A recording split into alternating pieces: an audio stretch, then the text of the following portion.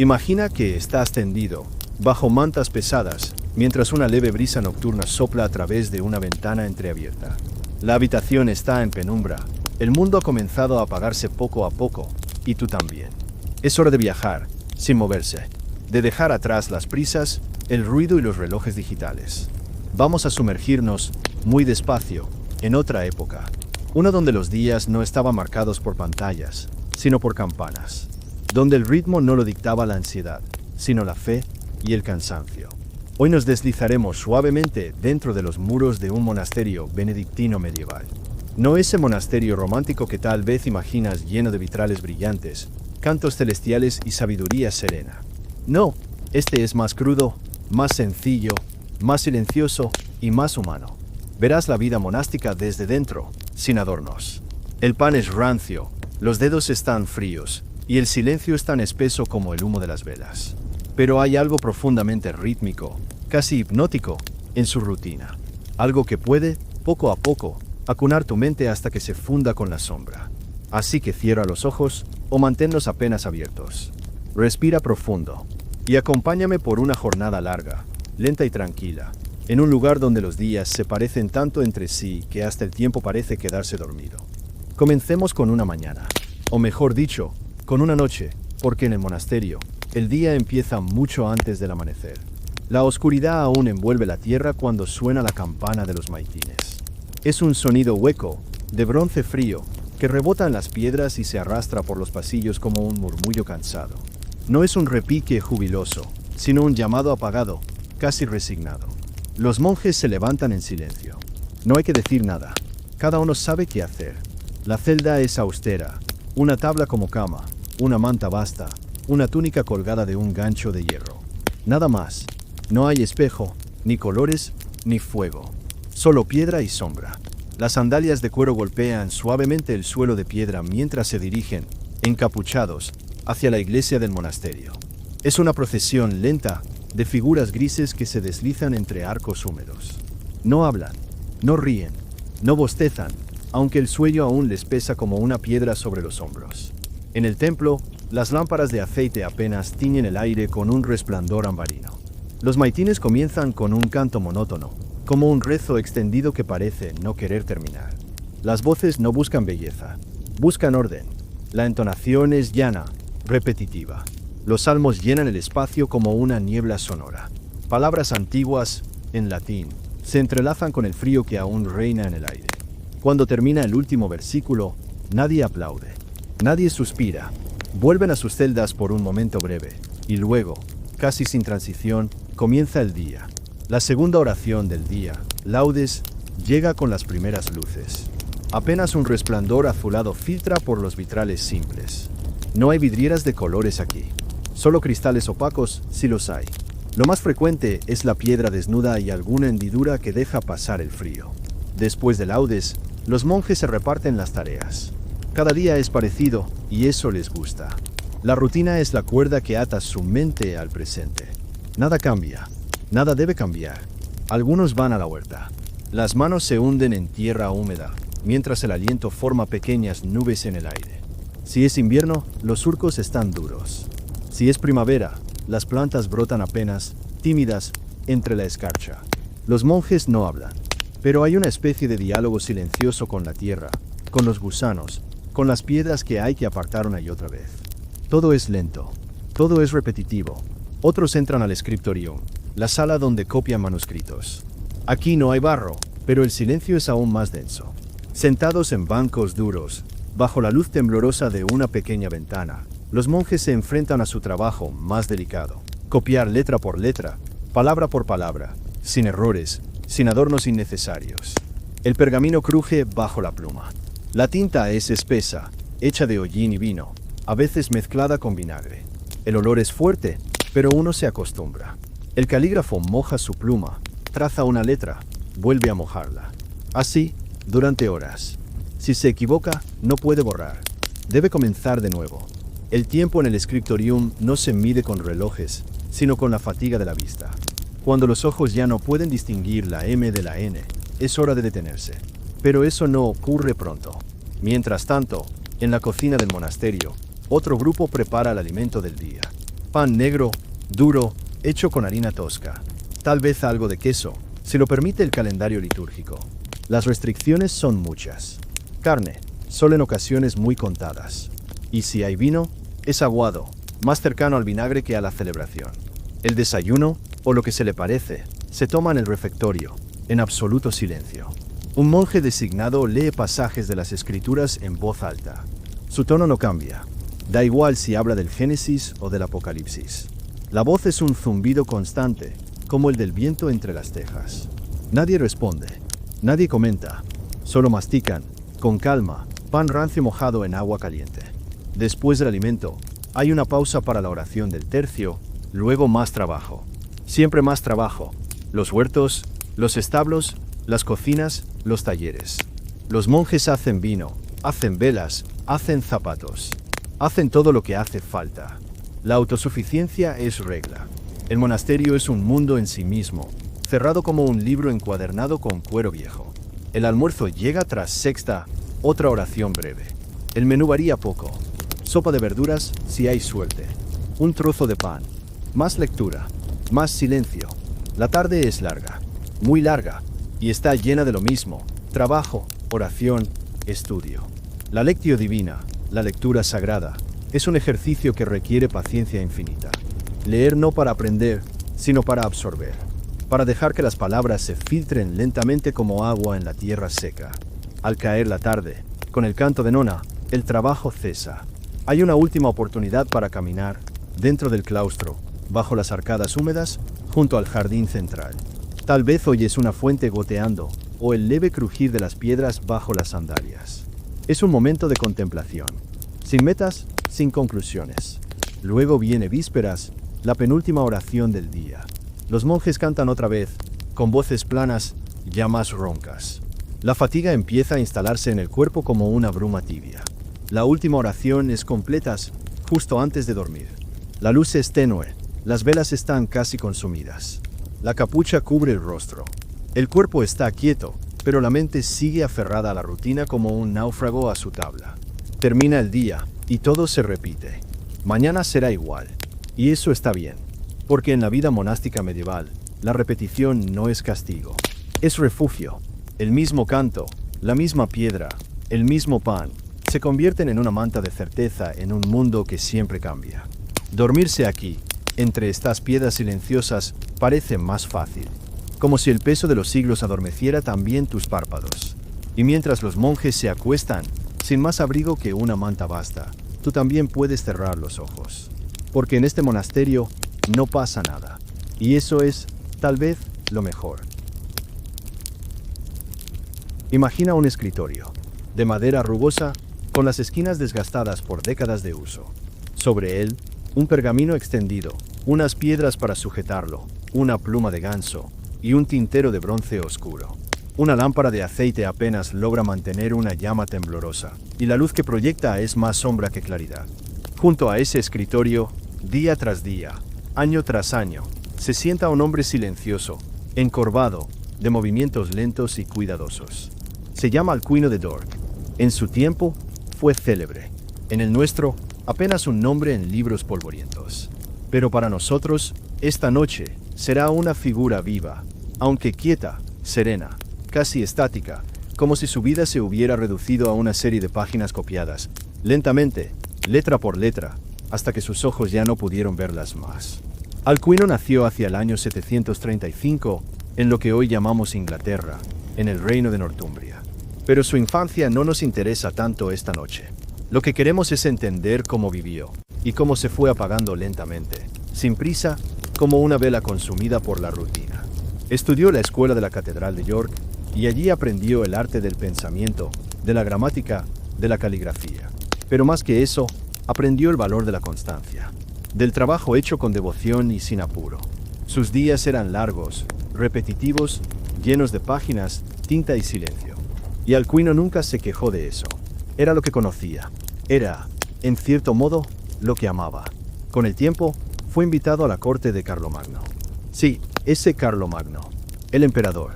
El renacimiento carolingio comenzaba a gestarse, y se necesitaban hombres como Alcuino, sabios, pacientes, devotos. Pero no pienses en Alcuino como un hombre de palacio. Aunque se moviera en ambientes de poder, él siempre mantuvo su alma enclaustrada, como si su celda lo hubiera seguido a donde fuera. En la corte, se convirtió en maestro. Enseñó a leer, a escribir, a pensar. Corrigió textos, organizó bibliotecas, copió tratados enteros de gramática. Pero no lo hacía como quien busca la fama. Lo hacía porque era lo que debía hacerse. Y porque la escritura, para él, era una forma de oración. Una más, tan válida como cantar salmos o arar un campo.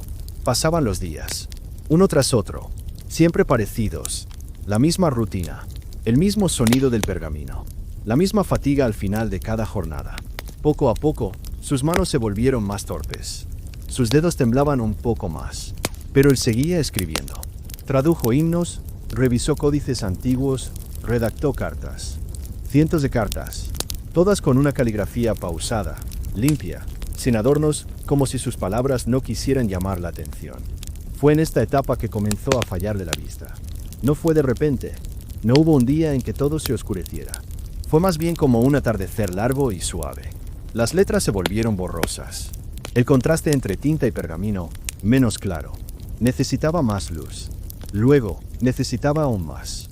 Luego, incluso la lámpara no era suficiente. Pero no se detuvo. Se acercaba más al texto. Se inclinaba tanto que su nariz casi tocaba el pergamino.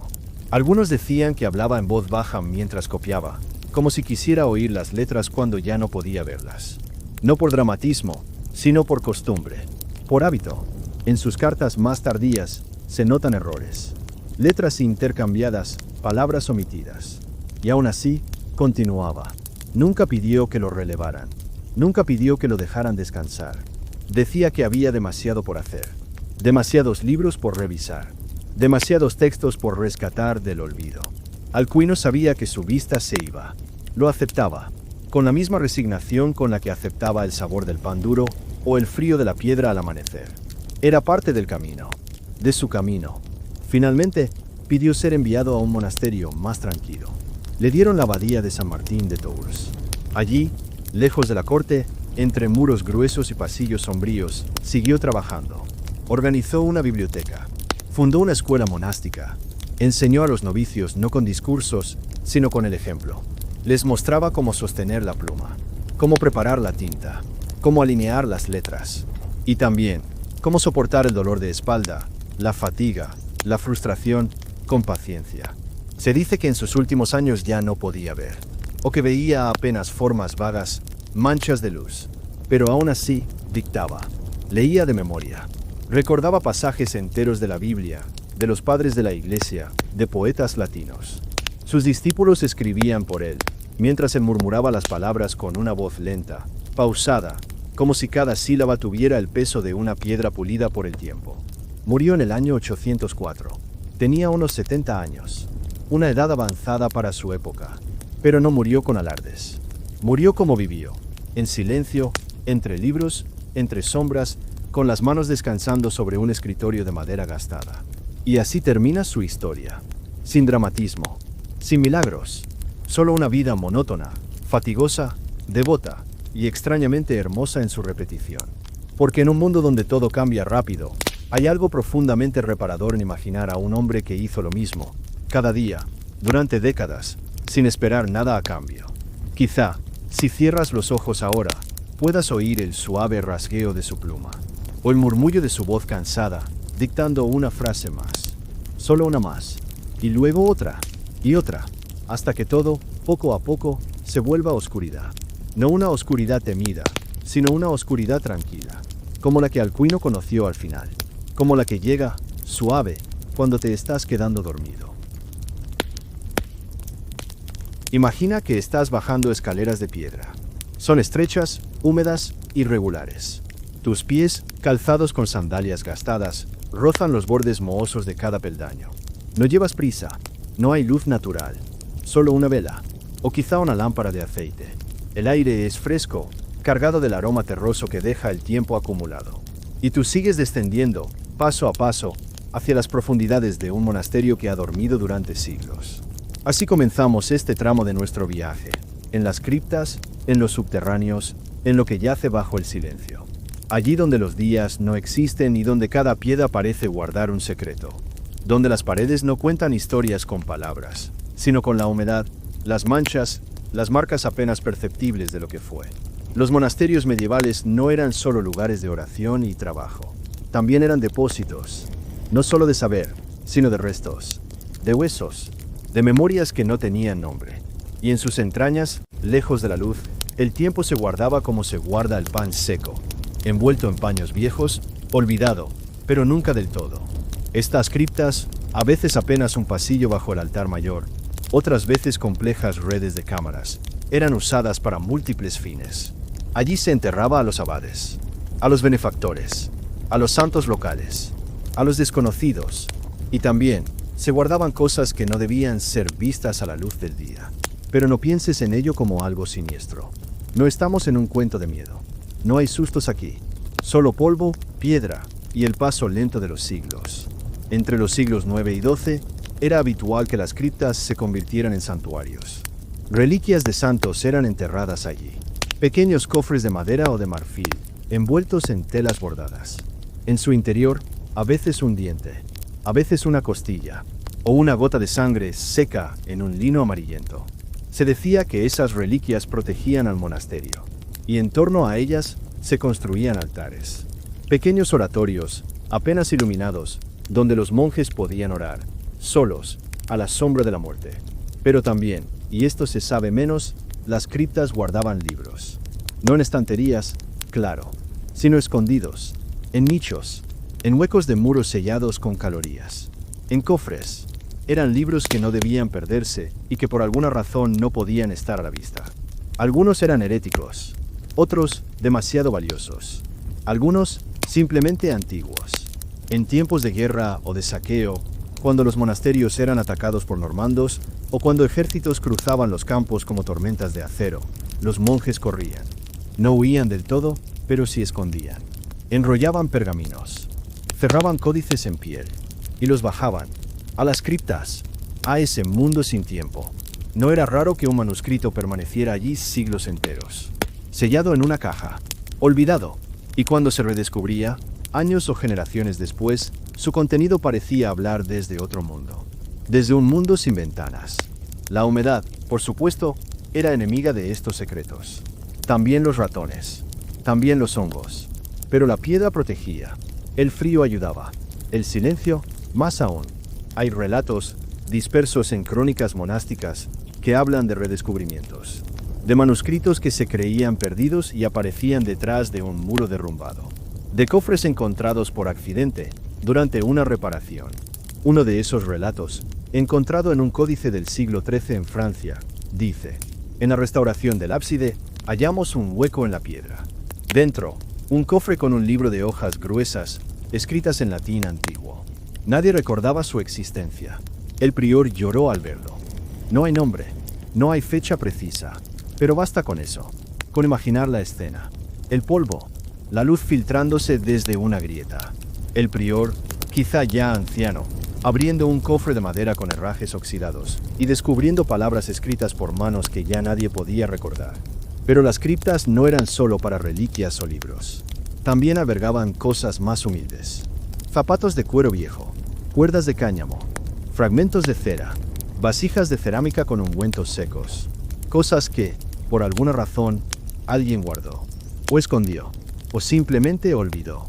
Y en ocasiones, más raro pero documentado, se encontraban cosas sin explicación clara. Piezas de madera tallada con símbolos, piedras con inscripciones ilegibles, fragmentos de telas que no correspondían a ninguna liturgia conocida. Los monjes no hablaban mucho de estas cosas. Las anotaban con distancia, con un tono casi somnoliento, como si al registrarlas pudieran aplacar el misterio que representaban. Una crónica inglesa del siglo XI menciona lo siguiente: en el hueco del muro se halló un paño negro, bordado con signos que nadie supo leer. Fue quemado y no se habló más del asunto. Así de simple y así de inquietante. Pero no nos detengamos demasiado en eso.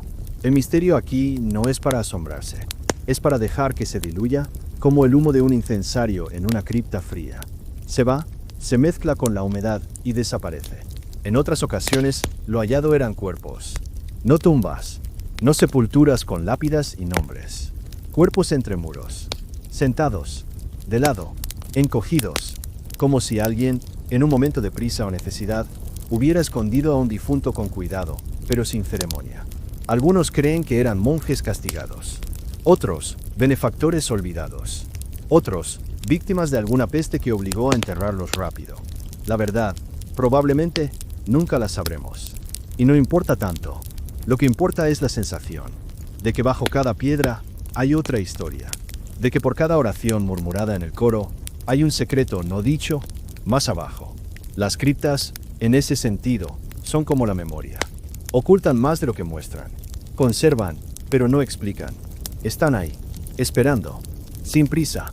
Hay monasterios donde las criptas se cerraron durante siglos, donde los pasillos fueron tapiados. Y cuando, siglos después, se volvieron a abrir, se encontraron intactas, como cápsulas de tiempo, o como sueños atrapados en piedra. En uno de esos lugares, en el sur de Italia, se descubrieron frescos, pinturas hechas directamente sobre la piedra, ocultas por capas de cal y tiempo. Representaban escenas de la vida de santos, pero con un estilo arcaico, torpe, casi infantil, como si los monjes que las hicieron no supieran del todo cómo pintar, pero lo hubieran hecho igual, con devoción, con lentitud, con silencio. Las criptas no eran museos, no eran bóvedas de banco, eran espacios liminales, entre el mundo de arriba y el de abajo, entre la vida y la muerte, entre la historia y el olvido. Y eso es lo que las hace tan suaves, tan propicias para esta hora. Porque pensar en ellas, en sus muros fríos, en sus escaleras en espiral, en sus cofres olvidados, es como pensar en el fondo de la mente. En ese lugar donde guardamos lo que no usamos, pero no queremos perder. Donde todo está en penumbra, pero nada está del todo muerto. Quizá, si prestas atención, aún puedas sentir el olor leve del incienso seco, del cuero viejo, del yeso, del musgo, y con esos olores, los ecos. No voces, solo pasos, ropas rozando piedra, páginas pasando, un suspiro largo, una plegaria murmurada sin que nadie la oiga. Porque en las criptas monásticas, como en los sueños, todo ocurre despacio, sin testigos y sin necesidad de explicación. Y ahora, lentamente, salimos de allí. Subimos las escaleras. Despacio, dejamos atrás la humedad, el polvo, el silencio mineral. Arriba hay luz, pero no es más verdadera que la de abajo. Solo es diferente. Otra capa, otro plano. Los secretos quedan donde estaban, no para ser desvelados, solo para ser recordados. Como quien, justo antes de dormirse, guarda un pensamiento en un rincón del alma y lo deja allí, en la penumbra. Imagina que estás otra vez en el monasterio, pero esta vez no estás en el scriptorium, ni en el refectorio, ni en la cripta silenciosa. Estás en otra parte, en un espacio más amplio, con muros más altos, con una mesa que no es de madera basta, sino de roble sólido.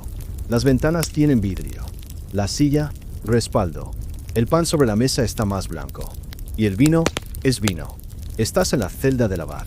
La palabra celda puede engañar, porque aunque todos los monjes dormían en celdas, habitaciones pequeñas, simples, apenas un lecho, una cruz, una lámpara, la del abad era distinta.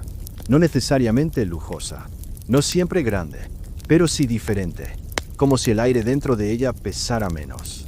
O más, el abad no era un rey, pero a veces se le parecía. Era elegido, por supuesto, entre los propios monjes. Su autoridad venía de la regla, del consenso y, en última instancia, de Dios. Pero también venía del tiempo, de la permanencia, de saber quedarse. Un abad podía estar décadas en su cargo, a veces toda una vida, y eso daba poder. Un poder que no se notaba en su voz, ni en su andar, sino en la forma en que todos lo miraban cuando entraba. En el refectorio, él comía separado, no por arrogancia, sino por tradición.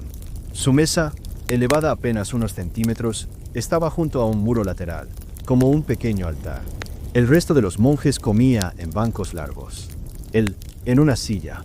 Los mismos alimentos, en teoría, pero no siempre. Mientras los hermanos comían pan moreno, cocido con salvado, el abad recibía, con cierta frecuencia, pan blanco. Harina más fina, más costosa, más suave al tacto y al paladar. No era un lujo desmedido, pero sí una señal de jerarquía, de diferencia. Y el vino, ese era otro asunto. Los monjes, por regla general, bebían una bebida débil, vino rebajado, cerveza ligera o agua con infusión de hierbas. El vino puro se reservaba para ocasiones, para enfermos y para la misa, pero también, discretamente, para la mesa del abad. En los monasterios con viñedos propios, el vino era almacenado en grandes toneles, algunos de mejor calidad, algunos casi medicinales. El abad tenía acceso a los mejores, no en exceso, no con pompa, pero sí con constancia. Lo mismo ocurría con la comida.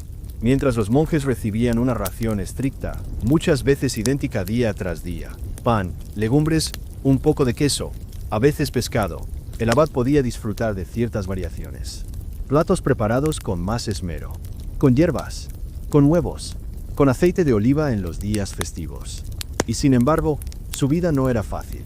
No se levantaba más tarde, no descansaba más. Su jornada comenzaba antes del amanecer, como la del resto. Asistía a los oficios, supervisaba los trabajos, escuchaba las disputas, mediaba y sobre todo decidía. La carga del poder, en su caso, era también una carga de responsabilidades constantes.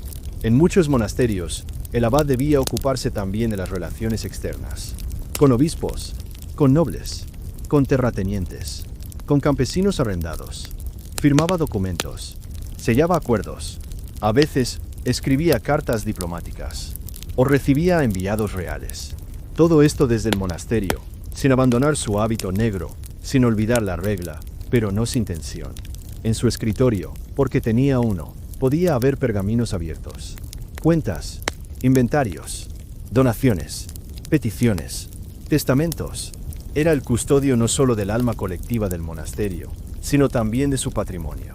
Y ese patrimonio era real. Las tierras del monasterio eran extensas. Los molinos, los huertos, los bosques. Las rentas llegaban en especie, sacos de trigo, queso curado, pieles, toneles de vino, leña. El abad decidía su distribución. Y no siempre era una decisión sencilla. ¿A qué campesinos se les renovaba el arrendamiento? ¿Qué artesano debía recibir el encargo de reparar el techo? ¿A qué señor feudal se debía escribir con cortesía? ¿Y a cuál con cautela? La celda del abad no era, entonces, un retiro. Era un despacho, un centro de decisiones, un lugar donde la oración se mezclaba con el cálculo, donde la balanza entre lo espiritual y lo mundano se ponía a prueba cada día. Pero no todo era solemnidad. Había también momentos más suaves. El jardín privado del abad, un pequeño espacio amurallado, con plantas medicinales, bancos de piedra, una fuente, era un lugar de contemplación. A veces se sentaba allí, solo, o acompañado por un monje más joven, para hablar en voz baja. No de negocios, sino de textos, de lecturas, de sueños. Hay relatos que describen a algunos abades como amantes de los libros bellos, que pedían que se copiara cierto manuscrito solo por su elegancia, que conservaban miniaturas delicadas entre sus cosas, que se emocionaban ante la perfección de una letra carolina bien trazada. Otros eran más prácticos, interesados en la producción, en la arquitectura, en los planos del claustro. A veces caminaban entre los obreros, tocaban la piedra recién cortada, preguntaban sobre el grosor de los muros. Y algunos, sí, tenían un carácter más difícil, más áspero, más distante, porque el poder, incluso en el monasterio, tiene sus sombras. Pero es importante no juzgar, porque en medio de una vida tan regulada, tan pautada, tan exigente, las diferencias eran inevitables. El abad no era un tirano. Era, en el mejor de los casos, un equilibrio entre la regla de San Benito y la realidad de los hombres. En ciertos monasterios ricos, el contraste era mayor. Los hermanos dormían en dormitorios comunes. El abad, en una celda con cama propia, tal vez hasta con chimenea. Los monjes comían pan moreno y lentejas. El abad, pan blanco y fruta en conserva. Y sin embargo, ambos ayunaban los mismos días. Ambos guardaban silencio. Ambos asistían a completas. Ambos, llegado el día, serían enterrados bajo la misma piedra fría. La muerte igualaba, incluso en el monasterio. Pero antes de eso, la diferencia era palpable. No opulenta, no lujosa, pero sí sutil. Un pan más tierno, un vino más rojo, una pluma más afilada. Los registros de monasterio a veces anotaban los gastos del abad con minuciosidad. Cera para su lámpara, reparación de su silla, mantenimiento del reloj de sol en su jardín, encargos a carpinteros o curtidores. Todo ello documentado, sin secreto, pero no sin distancia. También hay testimonios de abades generosos, que compartían sus mejores alimentos con los enfermos, que renunciaban a ciertos privilegios por humildad, que se sentaban con los novicios en las tardes de invierno a leer en voz baja junto al brasero. Y otros, por supuesto, no eran así. Abades ambiciosos o indulgentes, que acumulaban cosas, que favorecían a ciertos monjes, que negociaban con poderosos fuera del monasterio, porque el monasterio no era un ideal, era un lugar humano, y el abad, un hombre, con más poder, con más pan blanco, pero también, quizá, con más peso en los hombros.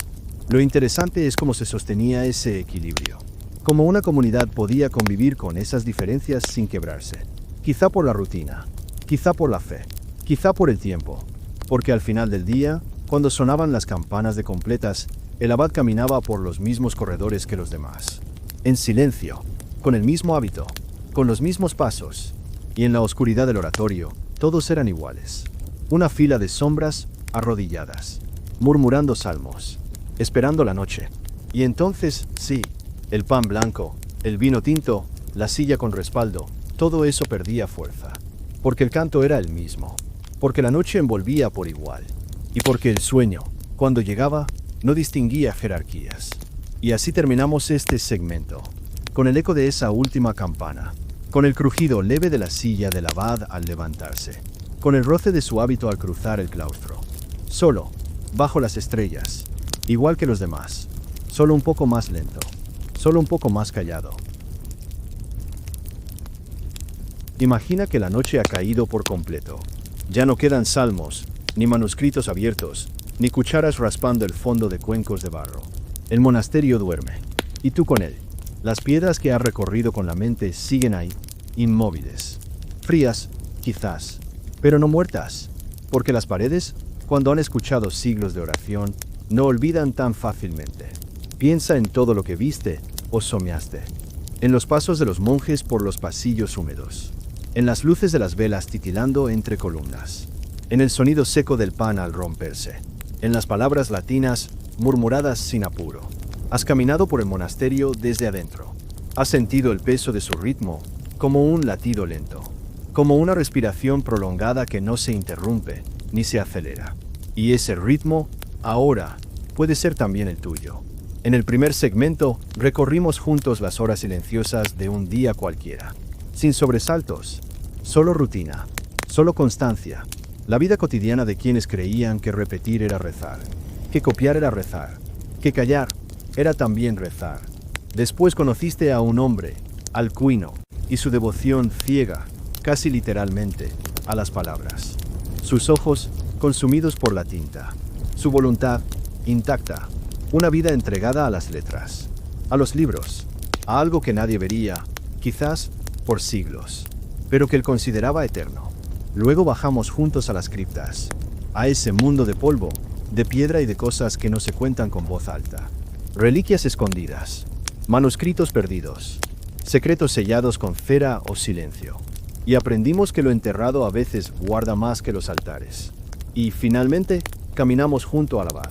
Ni villano, ni santo, solo otro rostro bajo la capucha, con una copa de vino en la mano y muchas decisiones que tomar. Más pan, sí, pero también más peso. Y ahora ya no necesitas recordar todo eso. Solo dejar que las imágenes floten, que se disuelvan, que se vuelvan eco, porque lo que permanece no es cada dato, ni cada nombre, sino la sensación, la cadencia, esa tranquilidad extraña que tenían los monjes medievales, que quizás no venía del mundo, sino de haber salido un poco de él. En sus muros, el tiempo parecía más lento, más repetido, más circular.